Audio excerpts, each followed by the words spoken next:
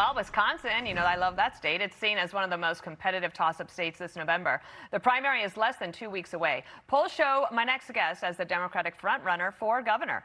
She is a state assemblywoman and a Democratic socialist, and she is not shy from far-left proposals. Take a listen to this. Rapid fire. Do you support repealing Act 10? Yes. Universal child care? Yes. Free school meals? Yes. Guaranteed pay leave? Yes. Abolishing ICE? Yes. A 1-year data center moratorium? Yes. Breaking up big ag? Yes.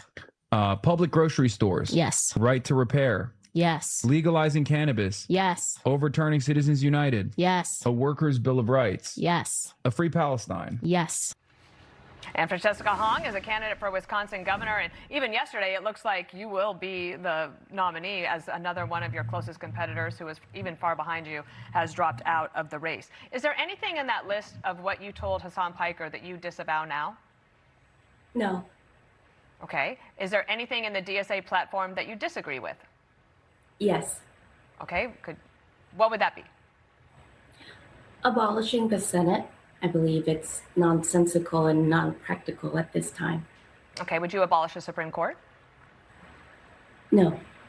And I believe in checks and balances. Okay. So you consider yourself a Democratic socialist, is that correct? Yes. Would you defund the Department of War? Define it? Well, defund, I think it's take away the money from the Defense Department?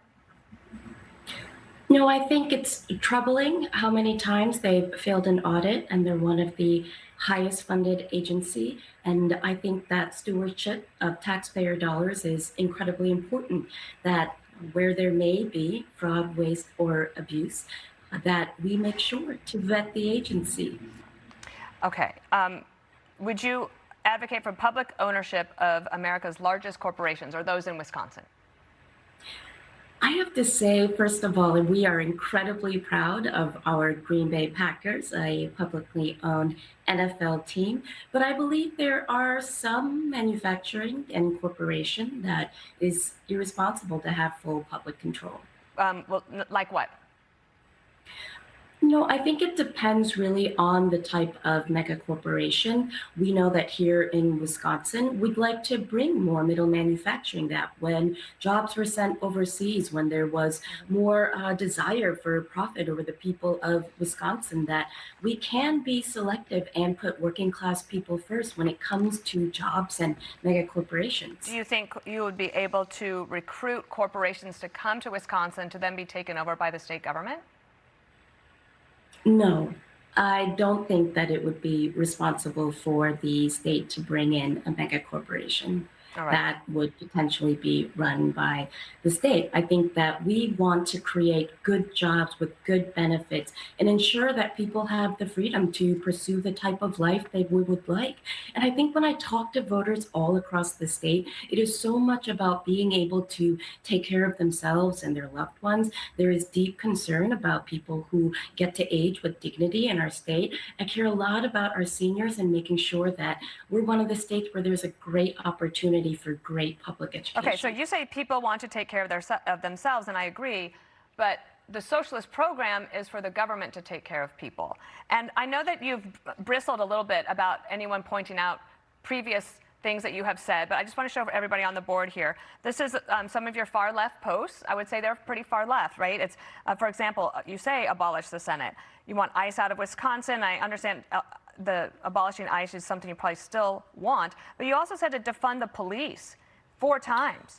And you want to defund the police as a first step towards abolishing the police. Now, President Trump won Wisconsin twice. It is the ultimate purple state.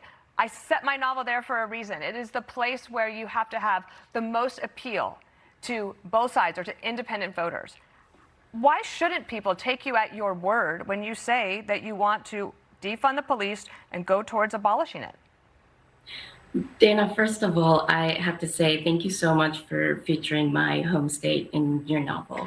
And I You're welcome. believe that as a democratic socialist, what that means is that I would like to put working class people first over How mega does defunding the corporations police put or working class people and, first? I mean, I think that well, you're about to enter into a general election, likely with Tom Tiffany, the Republican. That's not going to be an easy race. It's going to be very easy for people to put up on the board and say, you said abolish the Senate, defund the police, abolish the police. And why should they not believe that you would want to do that you would try to do that if you became governor? I believe that people can evolve. We meet Trump voters from previous elections who now would like to vote for me, who have a sign in their yard. So who needs to believe evolve, that the voter the or governor you? cannot defund the police, and I won't defund the police. So but you I have will evolved. invest in the things we know prevent crime, like getting guns off of our street, making sure there is victims for justice, that there are, places where our kids can go after school and thrive. We can't be tough on causes. We have to be tough on causes if we would like to be tough on crime. And as governor, I cannot defund the police. And I've reminded folks that I won't defund the police. Okay. Well, that will be it'll be something that your opponent brings up. Here's a poll from Marquette. Always a good poll. This is Tom Tiffany up at 43 to 40 if you put you two up together. He also has quite a fundraising advantage, but I would say that the DSA candidates have a lot of volunteerism. Do you welcome the DSA endorsement and or volunteers to help on your campaign? Well, I did not pursue the national DSA endorsement. My home chapter in Madison, we were so proud to run the free school meals campaign to make sure that our kids didn't have lunch debt. And I think that when you look at the polling right now, it's really so much about making sure that we're talking about the issues. And I think that when it comes to my opponent, it's wonderful to see that we have more donors and individual donations that he does, that we already are up in those numbers, because donations from 72 out of 72 counties, every state in the country. And the fact that our ground game is a multiracial, multi-generational, multi-faith. I've read some pieces, big, long feature pieces where they've talked to. I just want to compliment you. I've read pieces where you've talked to Trump, where the reporters talk to Trump voters and say, she's very affable. They kind of like what you have to say. It's going to be an interesting race. We will cover it. I have one last question for you. Are you personally a dues-paying member to the DSA?